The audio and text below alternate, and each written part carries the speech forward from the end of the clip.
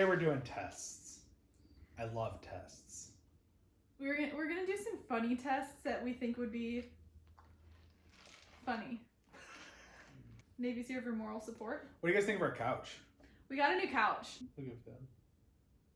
Oh. So our cat Finn has chosen one specific spot that he loves laying. So if the lighting changes a lot, it's because he likes to get his paws caught in the curtains. And the curtains. Yes.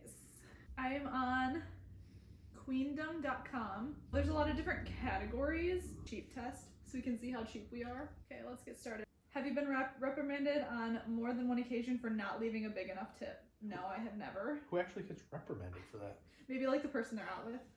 Being like, you have to leave a bigger tip. Because like I've gone out with people where I've made them leave a bigger tip, or I added to the tip.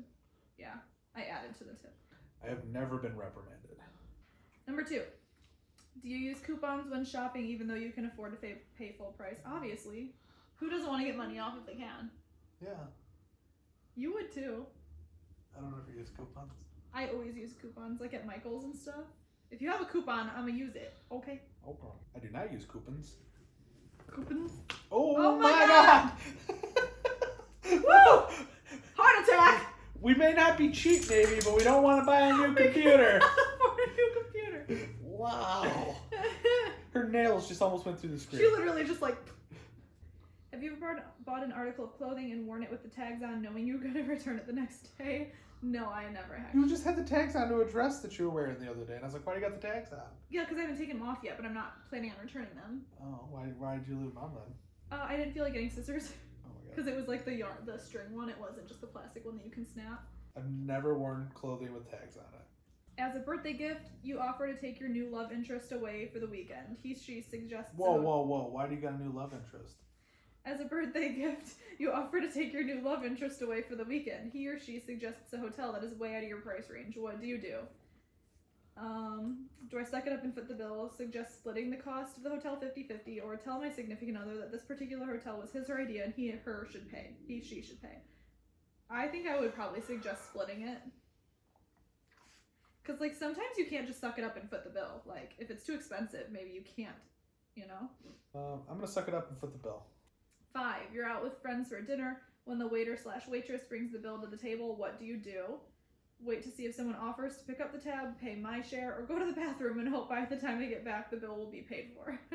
I do pay my share because I go in expecting to pay. I don't expect to, unless it's like my birthday. Oh my god. Then I expect to not pay. It kind of depends on the situation. Sometimes I will go to the bathroom and hope it gets paid when I get back. You've done that? Yeah. Like on dates or like with friends? With, like, if I was out with, like, a significant other's parents. I'm telling my mom. Or, like, it's in a situation where, like, I'm unsure of how the bill's getting paid for. So, like... And instead of asking... Yeah, I just leave and I come back and I'm like, okay, we're splitting the bill, fine. Like, I don't have an issue with it. So you just don't want to be around for the conversation of how to figure it out. You Yes. just want them to figure it out and then you're just on board. Yes. Okay, that's a little less bad. It does probably look really cheap and bad, though, when you walk to the bathroom as soon as the bill comes. I normally go before. I can sense it coming, and so I take off before it comes. Okay. You're on your way home when the gas light goes on. Do you keep driving until you find the cheapest gas price around? So for me, no, I don't do that because I have anxiety. The gaslight thing's weird because I try to... I'm going to go with, like, kind of yes, because I like to get the cheapest gas, and Costco's the cheapest gas. So when we're in a Costco is, like, 25 minutes from our house. We don't always go to Costco. And so what will happen is I will be out of gas, so then I'll go put, like, 2 gallons in with the intent of going to Costco soon. And then run out of gas again, put in 2 gallons, and then run out of gas again, and then normally about 2 weeks later, I eventually make it to Costco. Which in turn probably ends up costing more money. Have you ever re-gifted a gift even though you thought you would have been able to afford a new one? Even though you would have been able to afford a new one. Yes, but not for money reasons. Just because I knew I wasn't going to waste it. This is probably the opposite of cheap. I knew I wasn't going to use it, so I wanted to give it to somebody who would use it and not just like let it end up in a landfill like full. Never ever gifted a gift or gifted a gift. Re-gifting is resourceful. I just love everything people get me. Have you ever been late to dinner with friends because you were trying to find a way to avoid paying for parking? No. That's never come up. I'm gonna get a perfect score. They're gonna be like, you are not cheap, girl. I never really had to find parking, so. Do you insist that people pay their share of a small purchase? Example is like a birthday card. So something super small. No. I normally am the one who feels too awkward to like wait to see if my friend will like pay that. So I normally just end up paying it, and then sometimes I get annoyed about it. But I'm normally the one who ends up paying for small things like that. No. Do you do most of your shopping at the dollar store, even though you can afford to go to a brand name place? That one's hard because I don't mind the dollar store, but I can't do most of my shopping. So I'm gonna say no. I rarely shop at the dollar store. Rarely. Oh, that was everything. I scored a 25.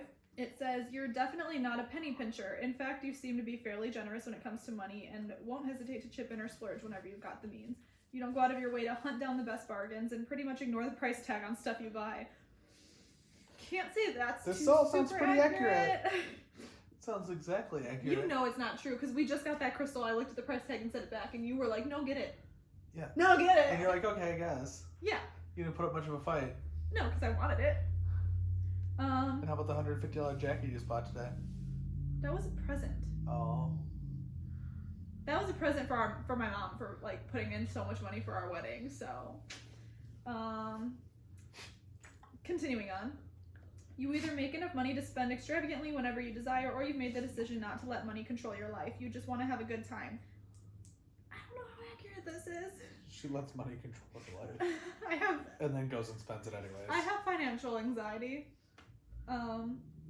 We do have a word of caution, however. Avoid getting too relaxed about money to the point where you forget about the bills, utilities, and the goods that you have to pay for every month. I do not forget about that stuff. Trust me.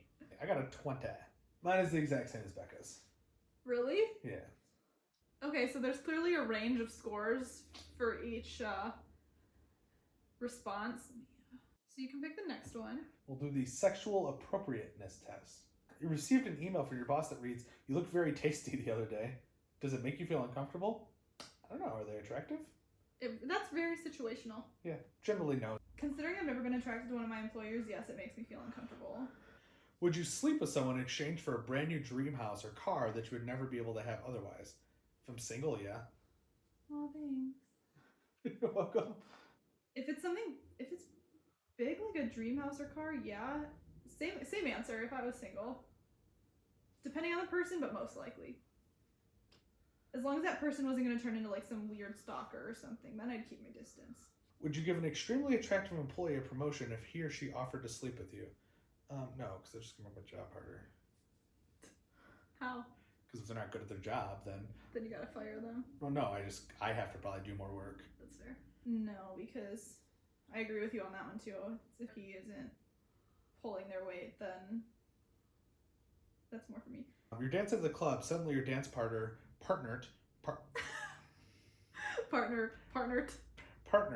whom you've just met, grabs your butt. What do? Laugh it off and move on to the other side of the dance floor, end the dance and walk away. Grab his or her butt back while I'm grabbing their butt back. I'd probably laugh it off, but I would probably walk away because that's really fast. To grab a butt? Yeah. Like, we just started dancing. Like, you don't know me, you don't know my boundaries. Like, just be respectful and, like, just ask me flat out. Like, are you okay with physical touch or something? I don't know. An attractive employee tells you that he/she is in love with you and wants to get it on. Let's get it on. You do not love this person. What do? Explain why it's inappropriate for us to have a relationship. Make out a little bit, but end it before the point of no return. Have some meaningless sex and hope his or her feelings for me don't become a problem. Yeah, we're going with that one. I think you're allowed to have sex without love, so this is kind of a weird question. But, like, I wouldn't explain why it's inappropriate. Like, just because I'm not in love with you doesn't mean it's inappropriate to be in a relationship. Like, this is a hard one to answer, because I don't think it's inappropriate, but I'm not going to make out and then leave. So I guess that leaves one. Same one as you, I guess. A very attractive coworker starts giving you a massage and tells you you're his/her their type. Are you offended? No. No, I'm not offended, but I'm also uncomfortable because I don't like when people, like, just come up and start massaging my shoulders. That's kind of weird. Is that what they were massaging? Oh, that's even weirder. The picture that came with it was my shoulder, so that's what I assumed. Have you ever hit on a friend's date? Never been on out with a friend in their date, so no. I have never hit on a friend's date because all of my friends and I have very different tastes in men. Have you ever tried to convince a partner to engage in a sex act that he or she wasn't interested in? No. No, because I don't think there's harm in asking, but if they say no, then you drop it. Do you whistle or make cat calls when you see a good-looking person? No. Thank you. No, I do not catcall men. Have you ever had consensual sex with a cousin? No. And no, never had consensual sex with a cousin. 50. Although you do show some common sense when it comes to sexual issues, you also have the occasional lapse in good judgment. You seem to know what is acceptable and what is low down and dirty, but you don't put that knowledge into practice all the time, perhaps when your hormones are raging and you're not thinking with your brain. For example, you might recognize that hitting on a particular person is a no-no, or that a certain behavior is a bit iffy, but you just can't resist the temptation to go along with it. This might not be a problem if you handle these situations well and recognize the possible consequences of your actions, but chances are that your conduct is more likely to backfire and get you in some sticky situations. Be careful. 65! How is that different than you? When it comes to sex, you've got a solid grasp of the rules of fair play, and most importantly, put them into practice. You seem to know what's acceptable and what is inappropriate, or just plain offensive, and apply these insights into most, if not all, of your romantic dealings. Behaviors like sleeping with people in order just to get something you want, making very forward advances, or going along with improper behavior is just not your style. Way to go! This approach likely earns you a great deal of respect and allows you to maintain your own sense of integrity and self-respect. You are clearly a considerate person, even if your hormones are telling you to behave otherwise. Oh, nerd.